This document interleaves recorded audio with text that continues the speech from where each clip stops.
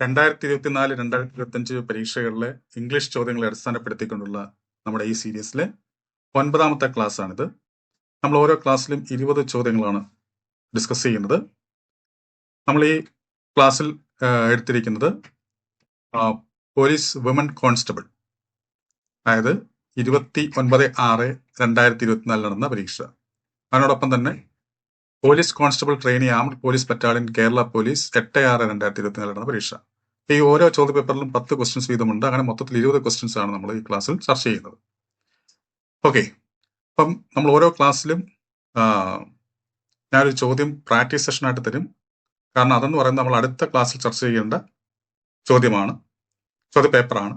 ഇപ്പൊ കഴിഞ്ഞ ക്ലാസ്സിലും അതേപോലെ ഈ ക്ലാസ്സിൽ ചർച്ച ചെയ്യാൻ പോകുന്ന ക്വസ്റ്റ്യൻ പേപ്പറിൽ ഒരു ചോദ്യം ഞാൻ തന്നിരുന്നു. ഓക്കെ, അതെന്ന് പറയുന്നത് ഈ പറയുന്ന ഈ ക്വസ്റ്റ്യൻ ആയിരുന്നു. അപ്പൊ അതിന്റെ പലരും ആൻസർ രേഖപ്പെടുത്തിയിട്ടുണ്ട്.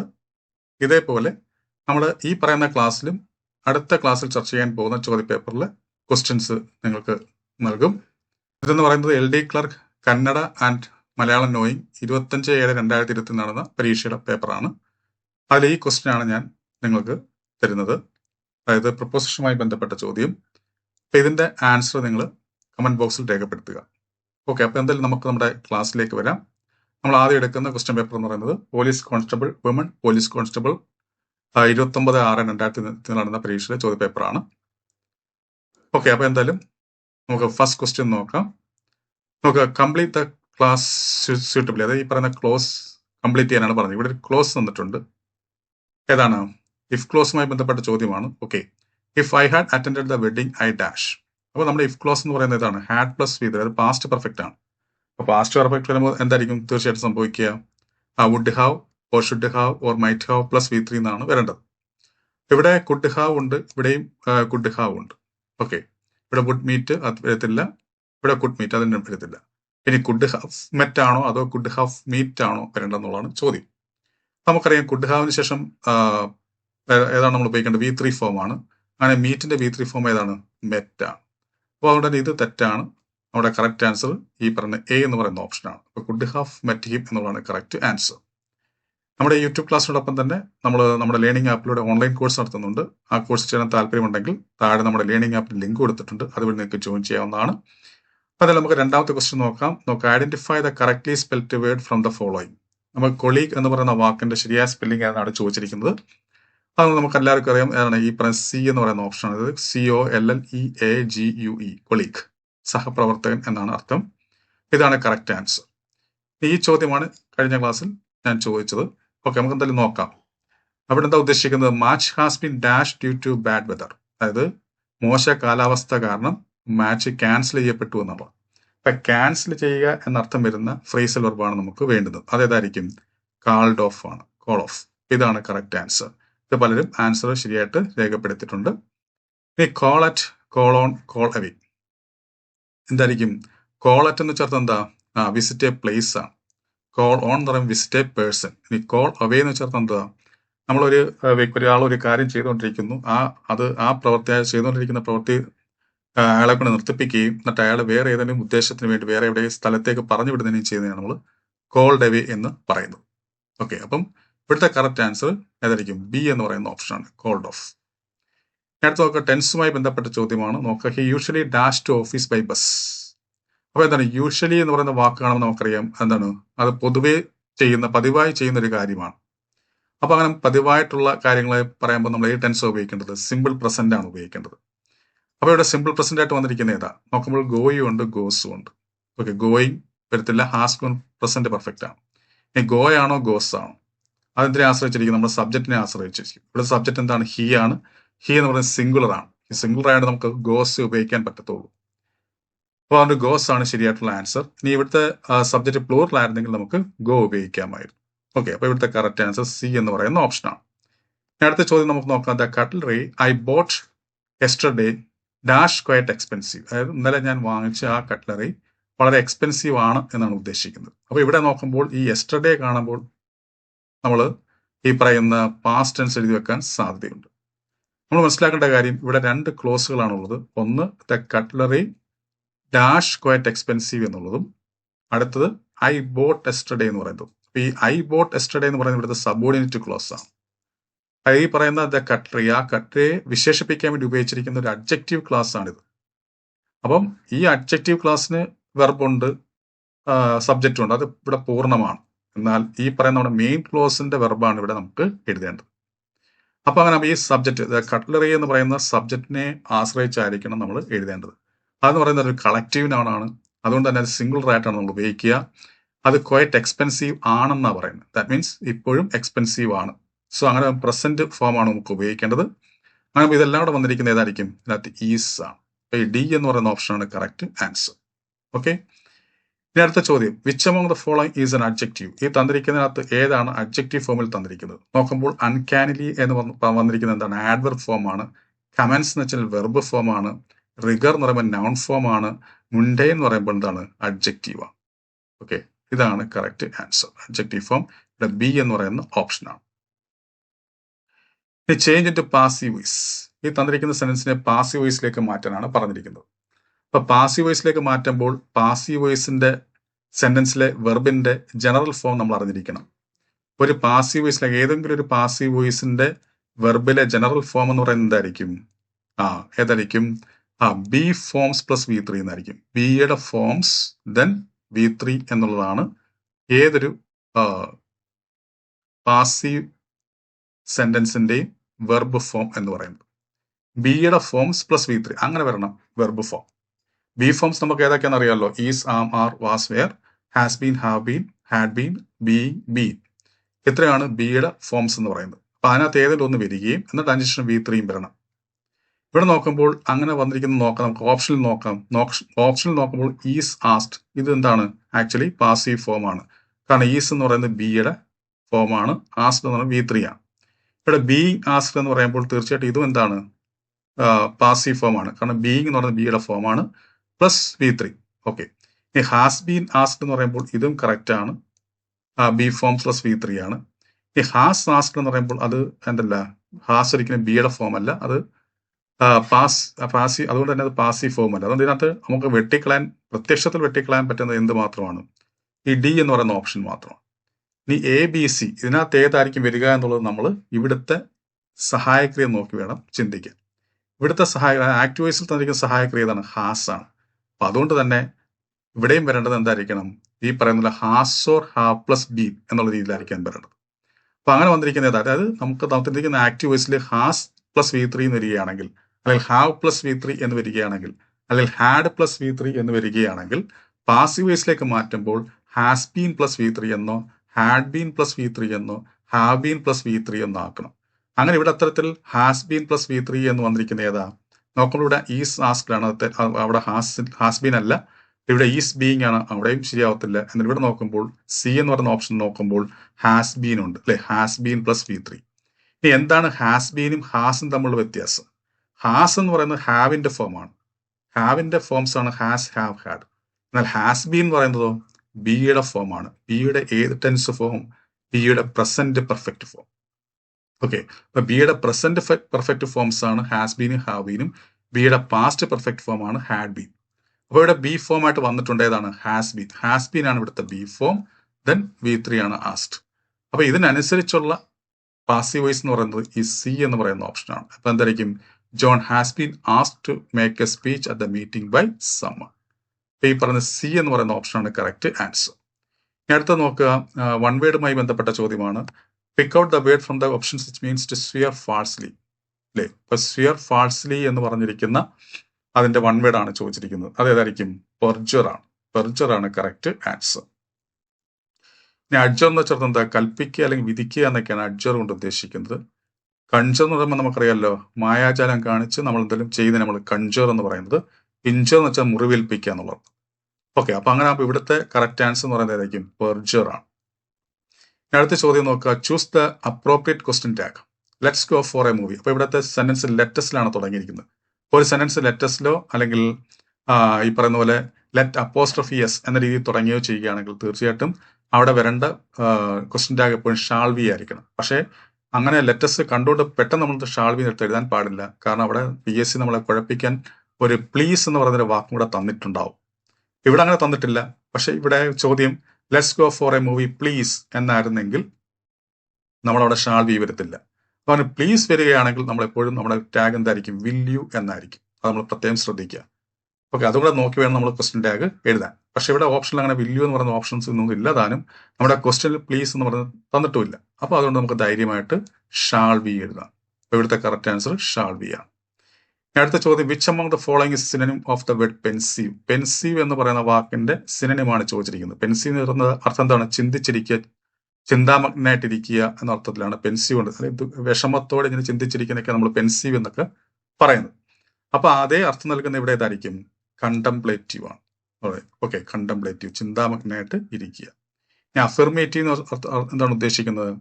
ഉറപ്പുവരുത്തുക അല്ലെങ്കിൽ ഉറപ്പ് വരുത്തുന്നത് എന്നാണ് അഫിർമേറ്റീവ് കൊണ്ട് ഉദ്ദേശിക്കുന്നത്. പർഗേറ്റീവ് എന്ന് പറയുമ്പോൾ ശുദ്ധീകരിക്കുക എന്നർത്ഥം. സെൻസിറ്റീവ് നമുക്കറിയാമല്ലോ. അപ്പൊ ഈ ചോദ്യ പേപ്പറിലെ 10 ക്വസ്റ്റ്യൻസ് നമ്മൾ നോക്കി. ഈ പറയുന്ന വിമൻ പോലീസ് കോൺസ്റ്റബിൾ എന്ന പരീക്ഷയിലെ 10 ക്വസ്റ്റ്യൻസ് ആണ് നമ്മൾ ആദ്യത്തെ ചോദ്യ പേപ്പറിൽ നോക്കിയത്. ഇതെന്ന് പറയുന്നത് 29/6/2024 നടന്ന പരീക്ഷയിലെ ചോദ്യ പേപ്പറാണ്. ഇനി നമ്മൾ പോകുന്നത് police constable, police armed police battalion, Kerala police 8/6/2024 നടന്ന പരീക്ഷ. അപ്പൊ അവിടെ 10 ചോദ്യങ്ങളാണുള്ളത്. നോക്കാം. First question, they did not come dash the meeting was half over. അപ്പൊ ഇത് കൺജങ്ഷനുമായി ബന്ധപ്പെട്ട ചോദ്യമാണ്. But until at least hour. ഇവിടെ എന്താ ഉദ്ദേശിക്കുന്നത്? ആ മീറ്റിംഗ് പകുതിയാവുന്നിടം വരെയും അവർ വന്നില്ല എന്നർത്ഥമില്ല. അപ്പൊ വരെ എന്നൊരർത്ഥമാണ് വരേണ്ടത്. അങ്ങനെ വരെ എന്നൊരർത്ഥം നൽകുന്ന ഏതൊക്കെ വാക്കുകളായിരിക്കും? അണ്ടിലും ടില്ലുമാണ്. ഇവിടെ നമുക്ക് അണ്ടിൽ തന്നിട്ടുണ്ട്. അപ്പോൾ അതുകൊണ്ട് നമുക്കിവിടെ ബി എന്ന് പറയുന്ന ഓപ്ഷൻ ഇടാം. ബട്ട് നമുക്കറിയാമല്ലോ, പക്ഷേ എന്നർത്ഥത്തില്ല. പക്ഷേ അല്ലെങ്കിൽ ബട്ട് എന്ന് പറയുന്ന കൺജങ്ഷൻ നമ്മൾ ഉപയോഗിക്കുന്നത് എപ്പോഴായിരിക്കും? രണ്ട് വ്യത്യസ്തങ്ങളായിട്ടുള്ള അല്ലെങ്കിൽ വളരെ കോൺട്രഡിക്ടറി ആയിട്ടുള്ള സ്റ്റേറ്റ്മെന്റുകളെ കൂട്ടിവയ്പ്പിക്കാനാണ് നമ്മൾ ബട്ട് ഉപയോഗിക്കുന്നത്. അറ്റ്ലീസ്റ്റ് നമുക്കറിയാമല്ലോ, മിനിമം നടത്തില്ല അല്ലേ. ഹവർ എന്ന് പറയുമ്പോൾ അതും ഹവർ നമ്മൾ എന്തിനു വേണ്ടി ഉപയോഗിക്കുന്നത്? ഇതേപോലെ കോൺട്രഡിക്ടറി ആയിട്ടുള്ള രണ്ട് സ്റ്റേറ്റ്മെന്റുകളെ കൂട്ടിയോജിപ്പിക്കാനാണ് നമ്മൾ ഹവർ ഉപയോഗിക്കുന്നത്. എന്നിരുന്നാലും എന്നൊക്കെയാണ് അർത്ഥം. ഇവിടെ അതൊന്നും അല്ല വേണ്ടുന്നത്. ഇവിടെ വരെ എന്നൊരർത്ഥമാണ് വരേണ്ടത്. വരെ എന്നൊരർത്ഥം വരണമെങ്കിൽ അണ്ടിൽ അല്ലെങ്കിൽ ടിൽ നമുക്ക് ഉപയോഗിക്കാം. ഇവിടെ നമുക്ക് അണ്ടിൽ എന്ന് പറയുന്ന വാക്ക് തന്നിട്ടുണ്ട്. സോ ബി ആണ് നമുക്ക് ഉപയോഗിക്കാൻ പറ്റുക. ഇനി അണ്ടിലും ടില്ലും തമ്മിലുള്ള വ്യത്യാസം എന്താ? ടിൽ നമ്മൾ ഉപയോഗിക്കുന്നത് എപ്പോഴായിരിക്കും? ഒരു പർട്ടിക്കുലർ ടൈം വരെ എന്ന് സൂചിപ്പിക്കുമ്പോഴാണ് നമ്മൾ ടിൽ ഉപയോഗിക്കുന്നത്. എന്നാൽ അണ്ടിൽ എന്ന് പറയുമ്പോഴോ അങ്ങനെ ഒരു അനിശ്ചിതത്വം ഉണ്ട്. അവിടെ പർട്ടിക്കുലർ ടൈം പറയുന്നില്ല. ഇപ്പൊ ഇവിടെ തന്നെ they did not come dash the meeting was over എന്ന് പറയുമ്പോൾ എന്താണ്? ആ മീറ്റിംഗിന്റെ പകുതി ആവുന്നിടം വരെ അവരെത്തിയില്ല എന്ന് ഉദ്ദേശിക്കുന്നത്. അവിടെ ഒരു പർട്ടിക്കുലർ ടൈം നൽകുന്നില്ല. അപ്പൊ അങ്ങനെ അല്ലെങ്കിൽ ഇങ്ങനെ വേണമെങ്കിൽ they did not come dash എന്താണ് അറ്റ് 8 PM, സോറി അറ്റ് അല്ല, they did not come dash 8 PM എന്നായിരുന്നെങ്കിൽ നമുക്ക് അവിടെ എന്ത് ഉപയോഗിക്കാം? ടിൽ ഉപയോഗിക്കാം. കാരണം 8 PM എന്ന് പറയുമ്പോൾ എന്താണ്? ഒരു പർട്ടിക്കുലർ ടൈമാണ്. സോ അവിടെ നമുക്ക് ടിൽ ഉപയോഗിക്കാം. എന്നാൽ ഇവിടെ നമുക്കത് പറ്റത്തില്ല. ഇവിടെ നമുക്ക് അണ്ടിലേ ഉപയോഗിക്കാൻ പറ്റത്തുള്ളൂ. സോ ബി ആണ് ഇവിടുത്തെ കറക്റ്റ് ആൻസർ. ഇനി അടുത്ത ചോദ്യം നോക്കുക. He still dash in touch with most of his old school mates. അവന്റെ പഴയ സ്കൂൾ കൂട്ടുകാരുമായിട്ടൊക്കെ ഇപ്പോഴും അവന് റിലേഷൻഷിപ്പ് അല്ലെങ്കിൽ ആ കോണ്ടാക്ട് അവൻ നിലനിർത്തുന്നു അർത്ഥമില്ല ഉദ്ദേശിക്കുന്നത്.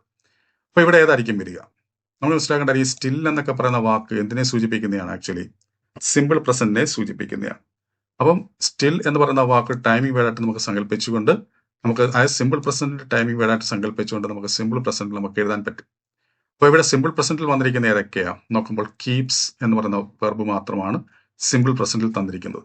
കെപ്റ്റ് എന്ന് പറയുമ്പോൾ സിമ്പിൾ പാസ്റ്റ് ആണ്. കീപ്പിംഗ് എന്ന് പറയുമ്പോൾ എന്തായിരിക്കും? അതിന്റെ പ്രസന്റ് പാർട്ടിസിപ്പിൾ ഫോം ആണ്. അപ്പൊ അങ്ങനെ ഇവിടെ വരിക ഏതായിരിക്കും? എ എന്ന് പറയുന്ന ഓപ്ഷനാണ്. കീപ്സ് ആണ് കറക്റ്റ് ആൻസർ. അപ്പൊ he still keeps in touch with most of his old school mates എന്നുള്ളതാണ് ശരിയായിട്ടുള്ള ആൻസർ. ഇനി അടുത്ത ചോദ്യം എന്താണ്? ഫ്രേസൽ വെർബുമായി ബന്ധപ്പെട്ട ചോദ്യമാണ്. നോക്കുക. We dash of coffee so we adjusted with tea. ഇവിടെ ഉദ്ദേശിക്കുന്നത് ഞങ്ങൾ കോഫി തീർന്നു പോയി അല്ലേ, കോഫി ഉണ്ടായിരുന്ന കോഫി എല്ലാം തീർന്നു പോയി, അതുകൊണ്ട് ഞങ്ങൾ ചായയുമായിട്ട് അഡ്ജസ്റ്റ് ചെയ്യുന്ന അർത്ഥമില്ല ഉദ്ദേശിക്കുന്നത്. അപ്പോൾ തീരുക, എക്സ്വാസ്റ്റ് എന്നൊരർത്ഥം വരുന്ന ഫ്രേസൽ വെർബാണ് ഇവിടെ നമുക്ക് ഉപയോഗിക്കേണ്ടത്. നമുക്ക് തന്നിരിക്കുന്നത് മേക്കപ്പ് ഉണ്ട്, മേക്കൗട്ട് ഉണ്ട്, റൺഔട്ട് ഉണ്ട്, ബ്രേക്ക് ഔട്ട് ഉണ്ട്. മേക്കപ്പ് എന്ന് വെച്ചാൽ എന്താ ഉദ്ദേശിക്കുന്നത്? ഏതെങ്കിലും തരത്തിൽ മാനിപ്പുലേറ്റ് ചെയ്യുന്നതിന് നമ്മൾ ഫാബ്രിക്കേറ്റ് എന്നൊരർത്ഥത്തിലാണ് മേക്കപ്പ് കൊണ്ട് ഉദ്ദേശിക്കുന്നത്. മേക്കൗട്ട് എന്ന് പറയുമ്പോൾ അണ്ടർസ്റ്റാൻഡ് എന്ന അർത്ഥം. ബ്രേക്ക് ഔട്ട് എന്ന് പറയുന്നത് ഏതെങ്കിലും അസുഖങ്ങളൊക്കെ പൊട്ടിപ്പുറപ്പെടുന്നതിന് നമ്മൾ ബ്രേക്ക് ഔട്ട് എന്ന് പറയും. എന്നാൽ റൺ ഔട്ട് എന്ന് പറയുമ്പോൾ എക്സ്വാസ്റ്റ് എന്നാണ് അർത്ഥം. അപ്പൊ ഇവിടുത്തെ കറക്റ്റ് ആൻസർ റൺ ഔട്ട് ആണ്. അപ്പൊ V run out of coffee so we adjusted with T എന്നുള്ളതാണ് കറക്റ്റ് ആൻസർ. ഇനി അടുത്ത ക്വസ്റ്റ്യൻ നമ്മൾ നോക്കുക. Dash you mind waiting here till I return. അപ്പൊ ഇതെന്ന് ആക്ച്വലി എന്താണ്? മോഡൽ ആക്സസുമായി ബന്ധപ്പെട്ട ചോദ്യമാണ്. നമുക്ക് നോക്കാം ഇവിടെ മൈൻഡ് എന്ന് തന്നിട്ടുണ്ട് അല്ലേ? മൈൻഡ് എഴുന്നിട്ട് നമുക്ക് ജെറണ്ട് ഫോമും തന്നിട്ടുണ്ട്. അപ്പൊ അങ്ങനെ മൈൻഡിന് ശേഷം ജെറണ്ട് ഫോം വരികയാണെങ്കിൽ തീർച്ചയായിട്ടും ഇവരുടെ വേണ്ട സഹായങ്ങൾ ഏതൊക്കെയാകാം? ഡു ആകാം, ഡോണ്ട് ആകാം. മീൻസ് ഡു യു മൈൻഡ് എന്നോ, ഡോണ്ട് യു മൈൻഡ് എന്നോ, വുഡ് യു മൈൻഡ് എന്നോ, വോണ്ട് യു മൈൻഡ് എന്നൊക്കെ നമുക്ക് ഉപയോഗിക്കാം. അപ്പൊ ഡുവോ വുഡോ എന്നുള്ള സംഭവമാണ് ഇവിടെ വരേണ്ടത്. അപ്പൊ അങ്ങനെ ഇവിടെ തന്നിരിക്കുന്നത് ഏതാണ്? മോഡൽ ആക്സിലറി ആയിട്ട് വന്നിരിക്കുന്നത് വുഡ് ആണ്. ഡു എന്ന് പറയുമ്പോൾ അതായത് ഏത് സഹായക്രിയ ആയിരിക്കും? പ്രൈമറി ഓക്സിലറി ആയിരിക്കും. അപ്പൊ അതൊന്നും ഇവിടെ തന്നിട്ടില്ല, കാരണം ഇത് മോഡൽ ആക്സിസുമായി ബന്ധപ്പെട്ട ചോദ്യമായതുകൊണ്ട് ഇവിടെ നമുക്ക് വുഡേ തന്നിട്ടുള്ളൂ. സോ വുഡ് നമുക്ക് ഇവിടെ ഉപയോഗിക്കാം. Would you mind waiting here till I return? ഇവിടുത്തെ കറക്റ്റ് ആൻസർ ഡി എന്ന് പറയുന്ന ഓപ്ഷനാണ്. ഇനി അടുത്ത ആർട്ടിക്കിൾസുമായി ബന്ധപ്പെട്ട ചോദ്യമാണ്. ഇതൊക്കെ എന്ന് പറയുന്നത് നമ്മുടെ ക്ലാസ്സിലെ കൂടുതലും PSC റിപ്പീറ്റ് ചെയ്ത ചോദ്യങ്ങളാണ് നമ്മളിതിനകത്ത് പ്രാധാന്യം കൊടുത്ത്, അല്ലെങ്കിൽ ഈ ക്വസ്റ്റ്യൻ പേപ്പറിൽ പ്രാധാന്യം കൊടുത്തിരിക്കുന്നത്. അതുകൊണ്ടാണ് നമ്മൾ ഷോർട്ട് റിപ്പീറ്റഡ് ക്വസ്റ്റ്യൻസ് എന്ന് പറഞ്ഞിട്ട് നമ്മൾ കൊടുത്തിരിക്കുന്നത്. ഓക്കെ, ഇവിടെ തന്നെ ഈ പറയുന്ന ക്വസ്റ്റ്യൻ ഒക്കെ എത്രയോ പ്രാവശ്യം PSC ചോദിച്ചിട്ടുള്ളതാണ്. He's dash European tourist. നമ്മൾ പഠിച്ചപ്പോൾ നമുക്ക് എന്തേ വരത്തുള്ളൂ? എ യൂറോപ്പ് എന്നേ വരത്തുള്ളൂ. അല്ലെങ്കിൽ നമ്മൾ ആൻ എഴുതി വെക്കും. കാരണം എന്താ? ഈ കണ്ടുകൊണ്ട് നമ്മൾ ആൻ എഴുതി വെക്കാൻ സാധ്യതയുണ്ട്. പക്ഷെ നമ്മൾ മനസ്സിലാക്കേണ്ട കാര്യം, ആർട്ടിക്കിൾസ് ഉപയോഗിക്കേണ്ടത്, അതായത് എ ആൻ എന്ന് പറയുന്ന ഇൻഡെഫിനിറ്റ് ആർട്ടിക്കിൾസ് ഉപയോഗിക്കേണ്ടത് ഒരിക്കലും അക്ഷരങ്ങളെ നോക്കിയല്ല, പകരം അവിടുത്തെ സൗണ്ടിനെ നോക്കിയാണ്. ആ തുടക്കത്തിൽ ഏതിന്റെ ശബ്ദം തരുന്നു? ഇവിടെ നോക്കുമ്പോൾ യൂറോപ്യൻ എന്ന് പറയുമ്പോൾ യായിലാണ് നമ്മൾ തുടങ്ങുന്നത് അല്ലേ? യ, യൂറോപ്യൻ, അങ്ങനെ നമ്മൾ തുടങ്ങുന്നത്. അങ്ങനെ അപ്പൊ യാ എന്ന് പറയുന്നത് തന്നെ ഏത് ശബ്ദമാണ്? കോൺസണന്റ് സൗണ്ട് ആണ്. സോ അതുകൊണ്ട് തന്നെ നമുക്കിവിടെ ആൻ ഉപയോഗിക്കാൻ പറ്റത്തില്ല, എ ഉപയോഗിക്കാൻ പറ്റത്തുള്ളൂ. അപ്പൊ ഹീസ് എ യൂറോപ്യൻ ടൂറിസ്റ്റ്. നമ്മൾ ചോദിക്കാം ദാ ഉപയോഗിച്ചൂടെ എന്ന്. നമുക്ക് ദാ ഉപയോഗിക്കാം. എങ്ങനെ? ഇനി ഇയാളെ കുറിച്ച്, ഈ പറഞ്ഞ യൂറോപ്യൻ ടൂറിസ്റ്റിനെ കുറിച്ച് ഇനി നമ്മൾ എന്തെങ്കിലും മെൻഷൻ ചെയ്യുവാണെങ്കിൽ നമുക്ക് ദാ ഉപയോഗിക്കാം. എന്നാൽ നമ്മൾ ആദ്യമായി ഒരാളെ ഇൻട്രൊഡ്യൂസ് ചെയ്യുമ്പോൾ, ഒരു നൗണിനെ ഇൻട്രൊഡ്യൂസ് ചെയ്യുമ്പോൾ നമ്മൾ അവിടെ ഇൻഡെഫിനിറ്റ് ആർട്ടിക്കിൾസേ ഉപയോഗിക്കാവും. അതുകൊണ്ടാണ് നമ്മളിവിടെ എയും ആനെയും പരിഗണിക്കുന്നത്. പക്ഷെ ഇവിടെ നോക്കുമ്പോൾ ഇവിടുത്തെ തുടക്കത്തെ ഉച്ചാരണം, പ്രൊനൗൺസിയേഷൻ എന്ന് പറയുന്നത് എന്താണ്? കോൺസണന്റ് സൗണ്ട് ആണ്. സോ അതുകൊണ്ട് നമുക്കിവിടെ ആൻ പറ്റില്ല, നമുക്ക് എ പറ്റത്തുള്ളൂ. So he's a European tourist. He's A എന്താണ് യൂറോപ്യൻ എന്താണ് ടൂറിസ്റ്റ് എന്നോ, അല്ലെങ്കിൽ നമ്മൾ പറയത്തില്ല അങ്ങനെ വരുന്ന ഉച്ചാരണം. ഇപ്പൊ യൂറോപ്യൻ, യൂണിയൻ, അല്ലെ, യൂണിവേഴ്സിറ്റി, അങ്ങനെയൊക്കെ വരുമ്പോൾ യുണീക്ക്, ഇതെല്ലാം യായിലാണ്. നമ്മൾ യാ എന്ന് പറയുന്ന കോൺസണന്റ് സൗണ്ടിലാണ് തുടങ്ങുന്നത്. ഇതെല്ലാം PSC ആവർത്തിക്കുന്നതാണ്. യൂറോപ്യൻ വെച്ച് പറഞ്ഞിട്ടുണ്ട്, ചോദിച്ചിട്ടുണ്ട്. യൂണിവേഴ്സിറ്റി വെച്ച് പറഞ്ഞിട്ടുണ്ട്, യുണീക്ക് വെച്ച് പറഞ്ഞിട്ടുണ്ട്, അല്ലെ? അപ്പൊ അവിടെ എല്ലാം നമ്മൾ എ ആണ് നമ്മൾ ഉപയോഗിക്കേണ്ടത്. ഹീസ് എ യൂറോപ്യൻ ടൂറിസ്റ്റ് എന്നുള്ളതാണ് കറക്റ്റ് ആൻസർ. ഇനി അടുത്ത ചോദ്യം നമുക്ക് നോക്കാം. Yesterday Sharon dash to the station to meet Anu. ഇവിടെ തുടക്കത്തിൽ പറഞ്ഞിട്ടുണ്ട് എസ്റ്റർഡേ എന്നുള്ളത്. എസ്റ്റർഡേ എന്ന് പറയുമ്പോൾ നമുക്കറിയാം അത് പാസ്റ്റ് ടെൻസ് ആണ്. ഒപ്പം തന്നെ പാസ്റ്റ് ടെൻസിലെ ഒരു പർട്ടിക്കുലർ ഡേ ആണ്. ദാറ്റ് മീൻസ് പാസ്റ്റ് ടെൻസിലെ ഒരു പോയിന്റ് ഓഫ് ടൈം ആണ്. പാസ്റ്റ് ടെൻസിൽ ഒരു പോയിന്റ് ഓഫ് ടൈമിൽ നടക്കുന്ന ഒരു കാര്യത്തെ സൂചിപ്പിക്കാൻ നമ്മൾ ഏത് ടെൻസ് ഉപയോഗിക്കേണ്ടത്? സിമ്പിൾ പാസ്റ്റ് ആണ് ഉപയോഗിക്കേണ്ടത്. അപ്പൊ ഗോയുടെ സിമ്പിൾ പാസ്റ്റ് ആണ് നമുക്ക് വേണ്ടത്. ഗോയുടെ സിമ്പിൾ പാസ്റ്റ് ഏതാണ്? വെന്റ് ആണ്. Okay, went. അപ്പൊ yesterday Sharon went to the station to meet Anu എന്നുള്ളതാണ് കറക്റ്റ് ആൻസർ. ഗോസ്, ഗോയൊക്കെ സിമ്പിൾ പ്രസന്റിൽ വരുന്നതാണ്. ഹാസ് ഗോഡ് എന്തായിരിക്കും? പ്രസന്റ് പെർഫെക്റ്റിലാണ്. ഇനി അടുത്ത ചോദ്യം എന്താണ്? My birthday is dash October 28. നമ്മൾ പഠിച്ചിട്ടുണ്ട് ഡേറ്റിന്റെ മുന്നിൽ നമ്മൾ ഓണും മാസത്തിന്റെ വർഷത്തിന്റെ മുന്നിൽ നമ്മൾ ഇന്നും ഉപയോഗിക്കണം, അല്ലെ? പഠിച്ചിട്ടുണ്ട്. അപ്പൊ അങ്ങനെ ആകുമ്പോൾ ഇവിടെ നമുക്ക് എന്ത് ഉപയോഗിക്കാം? ഇവിടെ ഒക്ടോബർ കണ്ട് നമ്മൾ വിചാരിക്കും മാസമാണ്. പക്ഷെ മനസ്സിലാക്കുക, എന്താണ് ഇവിടെ ഒക്ടോബറിനാണോ പ്രാധാന്യം കൊടുക്കുന്നത്? അല്ല, ഈ പറഞ്ഞ ഡേറ്റിനാണ്. അപ്പൊ ഡേയും ഡേറ്റും, അല്ലെ, ഡേയും ഡേറ്റും വരുമ്പോൾ നമ്മൾ എന്ത് ഉപയോഗിക്കാവൂ? ഓണാണ് ഉപയോഗിക്കേണ്ടത്, ഓൺ. എന്നാൽ വർഷവും മാസവും വരുമ്പോൾ നമ്മൾ ഇന്നുപയോഗിക്കണം. ഇവിടെ ഒക്ടോബർ എന്ന് കണ്ടുകൊണ്ട് പെട്ടെന്ന് എല്ലാവരുടെ ഇന്നെഴുതി വെക്കാൻ സാധ്യതയുണ്ട്. ഇതും ഈ തരത്തിലൊക്കെ PSC പലതവണ റിപ്പീറ്റ് ചെയ്തിട്ടുള്ളതാണ്. ഓക്കെ, ഇങ്ങനെ ഇതേപോലെ തന്നിട്ടുണ്ട്. ഓക്കെ, അപ്പൊ നമ്മൾ മനസ്സിലാക്കേണ്ട കാര്യം, ഇവിടെ ഒക്ടോബറിനല്ല പ്രാധാന്യം, ഈ തീയതിക്കാണ് പ്രാധാന്യം. തീയതി അല്ലെങ്കിൽ ദിവസത്തിനാണ് പ്രാധാന്യം. അങ്ങനെയാകുമ്പോൾ നമ്മുടെ ഓൺ ആണ് ഉപയോഗിക്കേണ്ടത്. My birthday is on October 28 എന്നുള്ളതാണ് വരേണ്ടത്. കാരണം ആ 20th പ്രാധാന്യം. ബർത്ത്ഡേ എന്ന് തന്നെ പറയുന്നുണ്ട്, ഡേ എന്ന് പറഞ്ഞാൽ പറയുന്നുണ്ട്. അപ്പൊ ഡേക്ക് പ്രാധാന്യം കൊടുത്താണ് ഇവിടെ പറയുന്നത്. അപ്പൊ ഡേക്ക് മുന്നിൽ നമ്മൾ എന്ത് ഉപയോഗിക്കാവൂ? ഓൺ ഉപയോഗിക്കുക. ഡേക്കോ ഡേറ്റിനോ മുന്നിൽ നമ്മൾ ഓണാണ് ഉപയോഗിക്കേണ്ടത്. മാസത്തിനോ വർഷത്തിനോ മുമ്പിൽ നമ്മൾ ഇന്നായിരിക്കണം ഉപയോഗിക്കേണ്ടത്. അപ്പോൾ സി എന്നുള്ളതാണ് കറക്റ്റ് ആൻസർ. ഇനി അടുത്ത ചോദ്യം, the meaning of the word garrulous. Garrulous എന്ന് പറയുന്ന വാക്ക്, ഇത് തന്നെ നമ്മൾ പലതവണ നമ്മുടെ ഈ പറഞ്ഞ സീരീസിൽ തന്നെ നേരത്തെ നമ്മൾ ഗരൂലസ് എന്ന് പറയുന്ന വാക്ക് ഉപയോഗിച്ചുകൊണ്ട് ചോദ്യം വന്നിട്ടുണ്ടായിരുന്നു മുൻ പരീക്ഷയിൽ. അപ്പൊ അതേപോലെ ഇത് റിപ്പീറ്റ് ചെയ്യുന്ന ചോദ്യം തന്നെയാണ്. ഇതൊക്കെ ഷോർട്ട് റിപ്പീറ്റഡ് ക്വസ്റ്റ്യൻസ് ആണ്. കാരണം ഇതുപോലെ തന്നെ ചോദിക്കും PSC. ഓക്കെ, അപ്പം the meaning of the word garrulous എന്താണ്? ഗറൂലസ് ടോക്കേറ്റീവ് എന്നാണ്. ടോക്കേറ്റീവ് എന്നുള്ളതാണ് കറക്റ്റ് ആൻസർ. ഇനി അടുത്ത ചോദ്യം, neither of us dash Swiss. ഈ നെയ്തർ ഓഫ് വെച്ച് പിന്നെ എത്രയോ തവണ പരീക്ഷ ചോദ്യങ്ങൾ PSC ചോദിച്ചിട്ടുണ്ട്. എത്രയോ പരീക്ഷയിൽ നമ്മൾ ഈ കഴിഞ്ഞ ക്ലാസ്സിൽ ചർച്ച ചെയ്ത ഒരു ക്വസ്റ്റ്യൻ നെയ്തർ ഓഫിൽ തുടങ്ങുന്നതായിരുന്നു. ഓക്കെ, മനസ്സിലാക്കേണ്ട കാര്യം നെയ്തർ ഓഫ് എയ്തർ ഓഫ് എന്നൊക്കെ വരികയാണെങ്കിൽ തീർച്ചയായിട്ടും അവിടെ സിംഗുലർ ആണ് വരേണ്ടത്. അപ്പം നെയ്തർ ഓഫ് us ലൈക്സ് എന്നുള്ളതാണ് correct answer, singular verb. Okay, neither of us likes sweets. None ഓഫിൽ വരികയാണെങ്കിൽ മനസ്സിലാക്കേണ്ട കാര്യം നെയ്തർ ഓഫിൽ വരുമ്പോൾ സിംഗുലർ ആണ് ഉറപ്പാണ്. എന്നാൽ നൺ ഓഫ് വരുന്ന സമയത്ത് ആ ഓഫിന് ശേഷം എന്ത് വരുന്നതിനെ ആശ്രയിച്ചിരിക്കും. ആ നൺ ഓഫിന് ശേഷം അവിടെ വരുന്ന നൗൺ അല്ലെങ്കിൽ ആ സബ്ജക്റ്റ് ആ പറയുന്ന ഫോം എന്താണെങ്കിൽ പ്ലൂറലാണെങ്കിൽ നമ്മളിവിടെ പ്ലൂറൽ ഫോം തന്നെ എഴുതണം. എന്നാൽ അതിനുശേഷം സിംഗുലർ ഫോം ആണ് വരുന്നതെങ്കിൽ നമ്മളിവിടെ സിംഗുലർ എഴുതണം. ആ നൺ ഓഫിന്റെ കാര്യത്തിൽ നമ്മൾ സൂക്ഷിച്ചേ പറ്റത്തുള്ളൂ. എന്നാൽ നെയ്തർ ഓഫ് എയ്തർ ഓഫ് ഒക്കെ വരുമ്പോൾ വൺ ഓഫ് എന്നൊക്കെ വരുമ്പോൾ നമ്മൾ എപ്പോഴും സിംഗുലർ ആയിരിക്കണം ഉപയോഗിക്കേണ്ടത്. ഓക്കെ, അപ്പൊ ലൈക്സ് ആണ് കറക്റ്റ് ആൻസർ. മത്സര പരീക്ഷകളിൽ ഇംഗ്ലീഷ് ആണോ നിങ്ങളെ കുഴപ്പിക്കുന്നത്?